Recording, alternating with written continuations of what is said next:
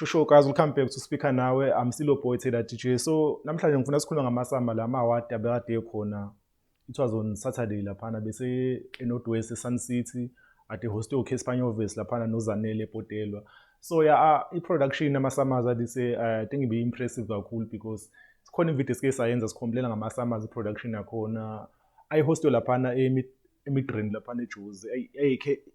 Chaos imess kakhulu, so I think i-production improvile kakhulu. Even ne-standard nje sama-award I think nama-winners adise ama-winners amaningi awadeserve laphana. Mhlawumbe ngizo-highlighta nje ama-winners ambalwa ongabonile because ama-summers nje ngikhetch up ama-highlights akhona ngizange ngabukele wonke. So ikhona i-best hip hop iwine uNSTC and benominatwe nabantu abangekho-ke strong laphana, so I think uyayideserve le award kulama album akhona laphana. Khona i-album kaFlame, kube khona i-album ubani omunye but awukona ama-album abig la anominatwe nawo laphana. Kube khona enye i-best maskandi wine umzukulu laphana bade nominatwe nabanye nawo abantu. I think uyadeserve nayo le award leyana, so leyo ngithandile. Kube khona le i-best amapiano duo yona engilindele kakhulu laphana because ama-album ade nominatwe lapho ibi-tight competition. Bekade kukhona uKelvin Momo, kube khona uDamthuda okuyena nawo wakhipha i-album enkulu kakhulu. Bese kuba khona i-album kaBabalwa M, bese kuba khona leya Kabza-ke lana babumotha. So babumotha la Kabza yona ewinile i-best album yamapiano and I think yayideserve nayo leyo because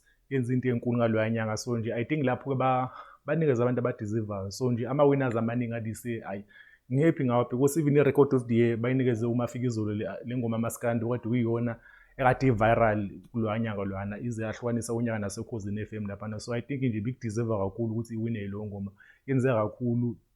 Akhona amanye ama-award afana nama-best music video iwine uMsaki uJesse Clegg laphana umntwana lo kaJohnny Clegg. So I think nayo leyo video leyo umuntu uke wayibuka leya story sawo because I think bashutha ama-series ama-music video benza la iphethe beyenza laphana. Ikhona ne-feature yeNosjava lapho, so I think nayo enye ividiyo leyo outstanding leyo. So I think i-standard basibambile lise nama-performance nje ade khona. Into eyi-issue kakhulu ama-artist amaningi ade wina abekade ngeze stage, abantu abaningi abayanga kumasama. So I think abantu abasenendaba namasama ama-award but I think ama-winners amaningi bayawadeserve. So bengifuna nje ukubaphakamisela laphana and especially i-host le uyona i-host laphana uKespanyovis, oyena umuntu engingamthembile laphana. I think ubambe zaqina ngempela and uZanele Potelwa vele-ke umuntu ogood kwi-presenting. So I think bayishayile into yabo laphana. So nje amasama adise mina asibambile standard and ngeke ngabona ethi utrenda kancane-ke laphana.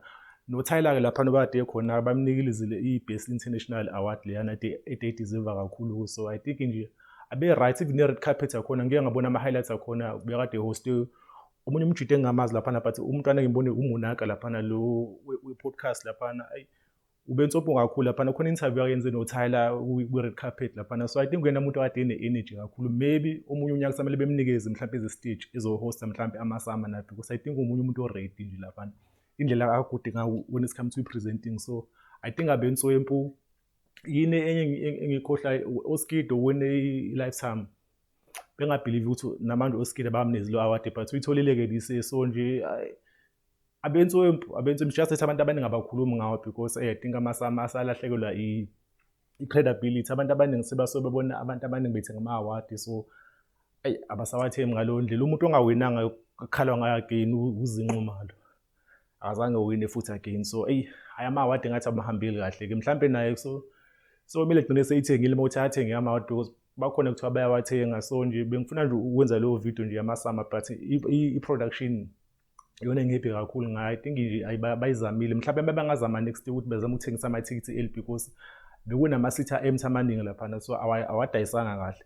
Nama-artist lawa asuke nominatiwe mhlawumbe kumele kube khona indlela mhlawumbe yokuthi mhlawumbe bakhokhele noma i-half price yabo kule mali ababhukha ngayo because ama-artist amaningi athatha ama-gig engezi kumasama because basuke bezokubhadalwa kuma-gig. Mhlawumbe ngoba ama-sponsors akhona laphana ngeke ngawa-check ama-sponsors laphana. basekhona oRisa, bakhona oSampro, ukhona u-Department of Tourism. So banawo ama-sponsors laphana kumasama. It's just that imali yakhona ngathi khona ubuqhophololo benzakala laphana. So imali ayifiki mhlawumbe kubantu asuke kuyibona kumele benikeze imali because ama-award amakhulu afana noma-Grammys laphana ku-America.